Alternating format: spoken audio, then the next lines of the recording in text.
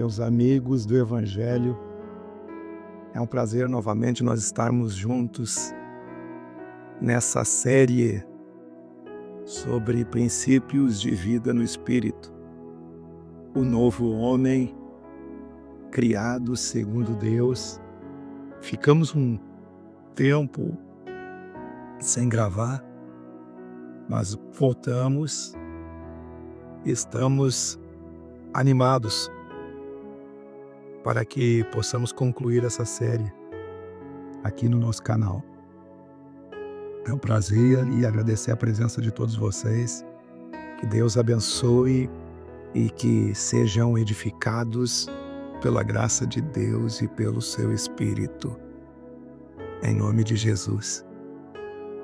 Sobre esse tema está baseado ali no livro de Efésios, no capítulo 4, versículo 22 a 24, que diz assim, no sentido de que, quanto ao trato passado, vos despojeis do velho homem que se corrompe segundo as concupiscências do engano, e vos renoveis no espírito do vosso entendimento, e vos revistais do novo homem, criado segundo Deus, em justiça e retidão procedentes da verdade.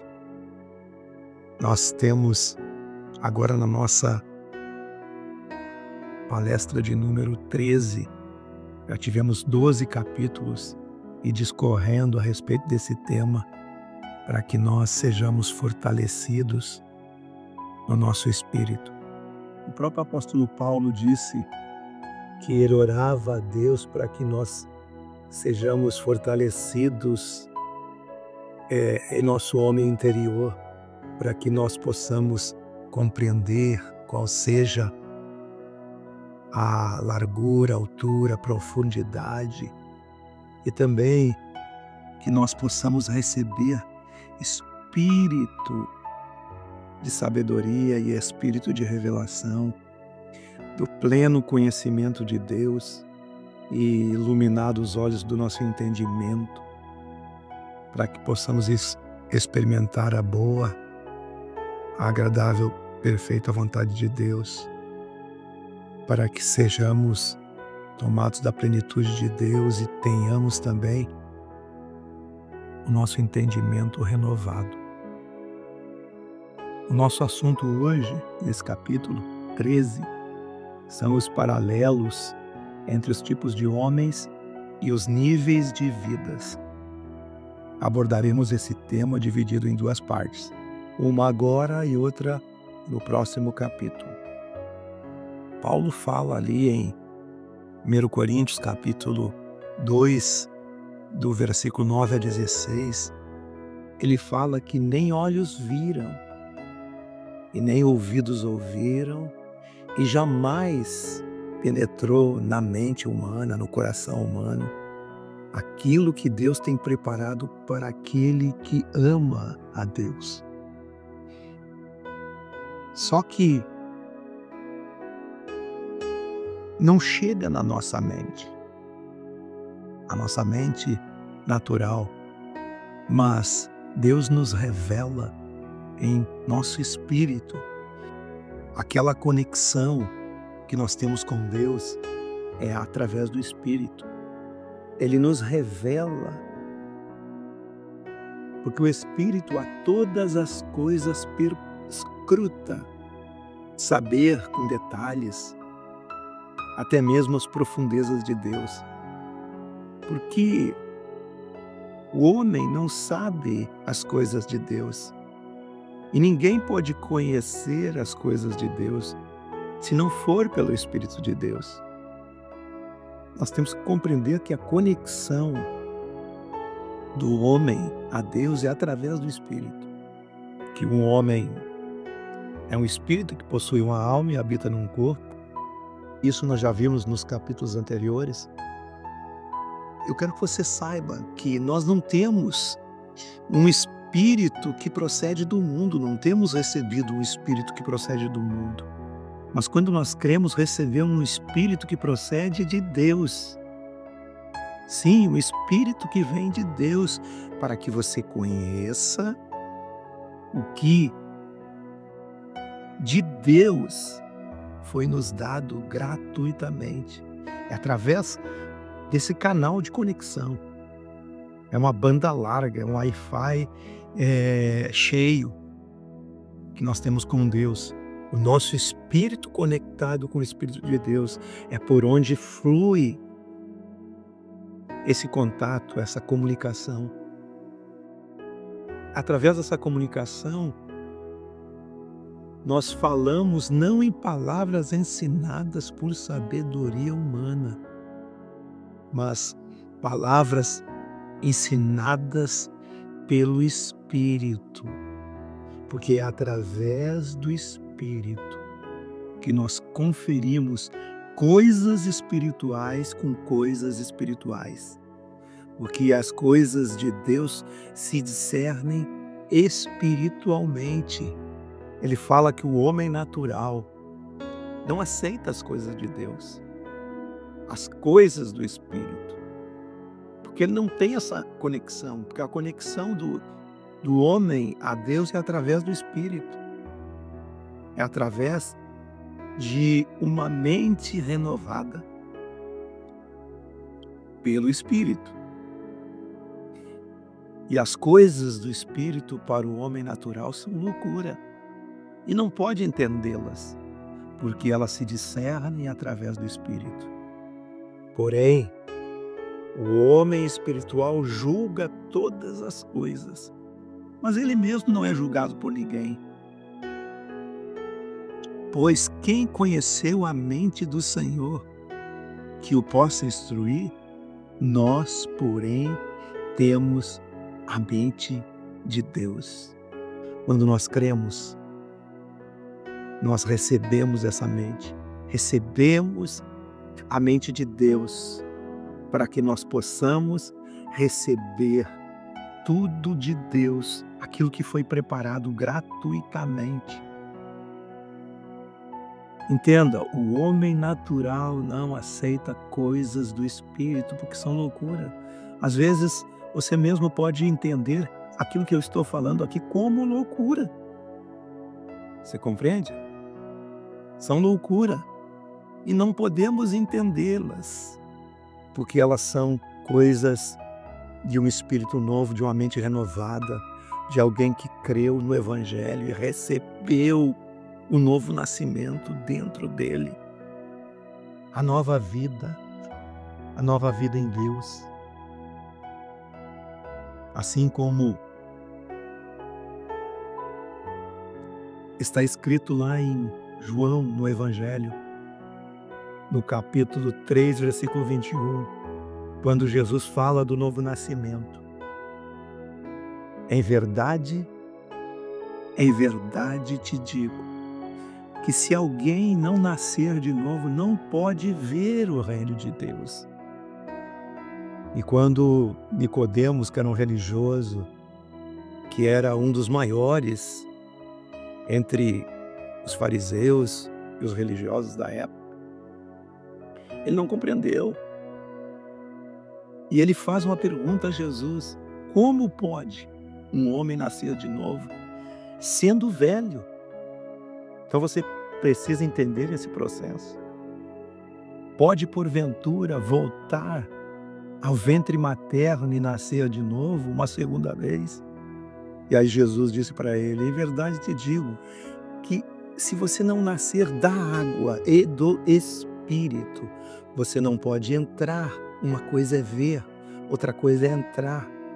Só pode entrar no reino de Deus e ser participante do reino de Deus aquele que nasceu da água e do Espírito, teve um espírito recriado, uma mente renovada, uma mente transformada pelo Espírito de Jesus, pelo Espírito do Evangelho.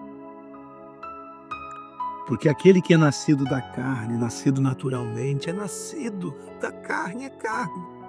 Mas o que é nascido do Espírito é Espírito.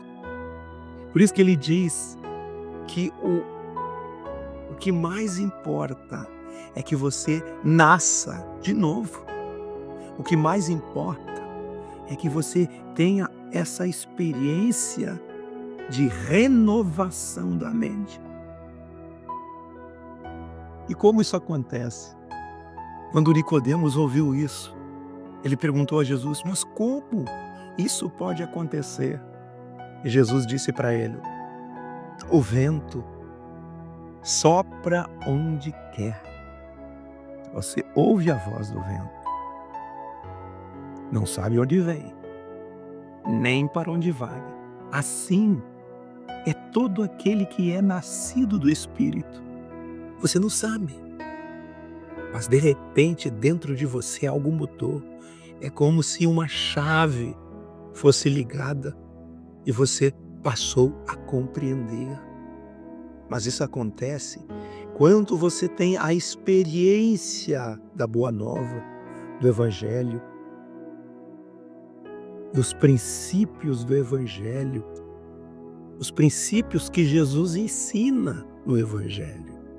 É assim que acontece esse milagre, como o vento que vem, você não sabe de onde vem, e vai, e você não sabe para onde vai, mas ele começou em algum lugar e foi para outro lugar, e a gente não sabe, e de repente você recebeu isso dessa forma, como um vento. E o processo é assim. O homem carnal, como citou o texto, é aquele que não nasceu de novo, não teve essa experiência, anda pela alma. O que é a alma?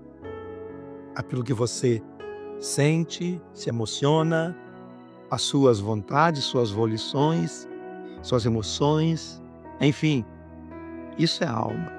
Não é por isso que você tem a conexão com Deus. A conexão é pelo Espírito. É algo milagroso em você.